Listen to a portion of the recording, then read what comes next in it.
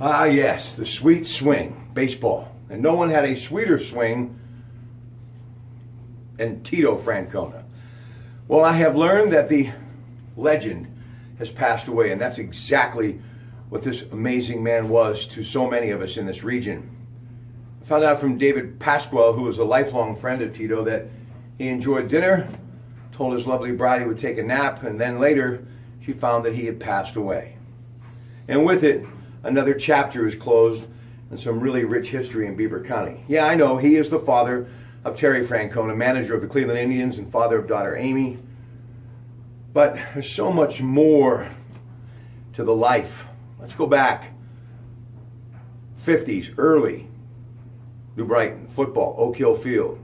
He, along with another very recognizable name in these parts and another dear friend, the late Ray Tannehill, were grabbing headlines in the old News Tribune. What a football team. But Tito was destined to do something else with the bat. He made his major league debut in 1956 with Baltimore, his last appearance in Milwaukee in 1970. Lifetime batting average, .272. But it was those glory years in Cleveland that they're still talking about today. And I'm sure as his son manages the Indians, he has heard many of them and has been told many times, so you're Tito Francona's son. 1959 to 1964.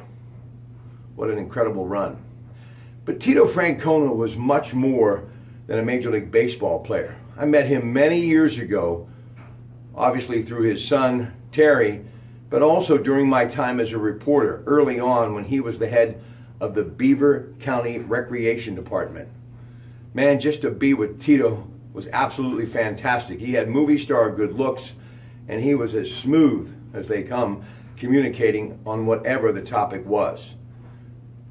But the amazing thing about Tito Francona, he was as big to me as anybody that I have ever interviewed. And believe me, I've interviewed a lot. And in baseball, for a decade, I hosted Pirates Sunday.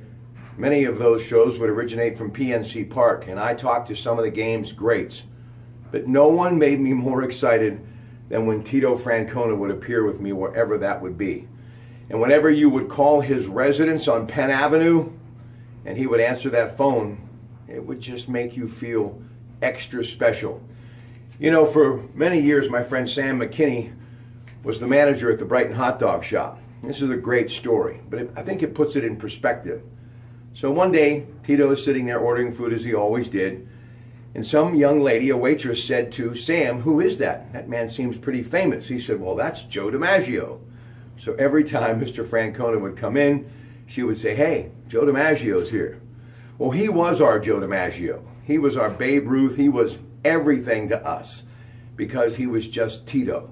And the great thing about him was the fact that no matter where he was, no matter what the event, no matter what you needed, Tito Francona was always ready to step up to the plate for you. And he made the difference in so many lives, including mine. And I will always think of him as just that. My thoughts and prayers go out to my lifelong friend, Terry, his sister, Amy, and obviously Mr. Francona's wife, who, through blood, is a Nemesac, another very important name in my life. So to all of us, I'm sure that Mr. Francona would say, remember, you just got to keep swinging away, and sooner or later, you're going to connect. And when you do, make sure that you touch them all. And he touched all of our lives. Rest in peace, Tito. And thank you for letting me at least step onto your field of dreams. Good morning from the Pratte Gym.